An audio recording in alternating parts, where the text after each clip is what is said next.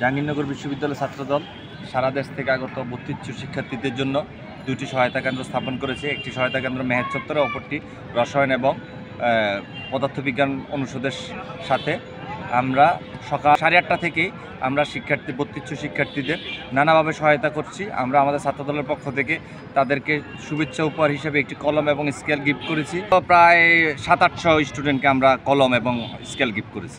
ইতিমধ্যে আমরা প্রায় 1 থেকে 150 পরীক্ষার্থীকে আমরা যারা দেরিতে পরীক্ষা হলে আসছিল বা নির্দিষ্ট সময় পৌঁছানোর জন্য তাদের সমস্যা হচ্ছিল, তাদেরকে আমরা বাইকের মাধ্যমে ছাত্রদলের নেতৃবৃন্দ তাদেরকে নির্দিষ্ট সময় হলে পৌঁছে দিয়ে পরীক্ষার ব্যবস্থা করেছে।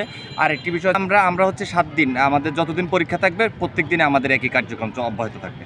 শহীদ ওয়াসিম বাইক সার্ভিস, যেমন গতকালকে খুবই যানজট ছিল, এই যানজটের মধ্যে অনেক শিক্ষার্থী যথাসময়ে পরীক্ষা কেন্দ্রে পৌঁছাতে পারেনি। আমাদের শহীদ ওয়াসিম বাইক সার্ভিস সর্বোচ্চ চেষ্টা করে তাদেরকে যথাসময়ে পৌঁছে দেওয়ার জন্য কাজ করে গেছে এবং আজকেও কাজ করে গেছে, এবং আমরা আমাদের এই কাজ যতদিন পর্যন্ত ভর্তি পরীক্ষা আছে ততদিন পর্যন্ত করে যাব। এছাড়াও আমরা শিক্ষার্থীদের জন্য সবসময় দিক নির্দেশনা দেওয়ার জন্য বিভিন্ন পয়েন্টে অবস্থান করেছিলাম, এবং যারা অসুস্থ হয়েছিল বা আহত, এক ধরনের টেনশনে যারা আক্রান্ত হয়ে খুবই উত্তেজনাকর পরিস্থিতির মধ্যে পড়ে গেল, যে কি করবে না করবে ভেবে পাচ্ছে না, তখন আমরা খুব দ্রুত সময়ের মধ্যে বাইকে করে তাকে পরীক্ষা কেন্দ্রে পৌঁছে দেই। কেউ যদি পানি পান করতে চায় দ্রুত তাকে আমরা পানির বোতল এগিয়ে দিচ্ছি, কেউ যদি হাঁপাচ্ছে তাকে আমরা স্যালাইন সহ পানি দিচ্ছি।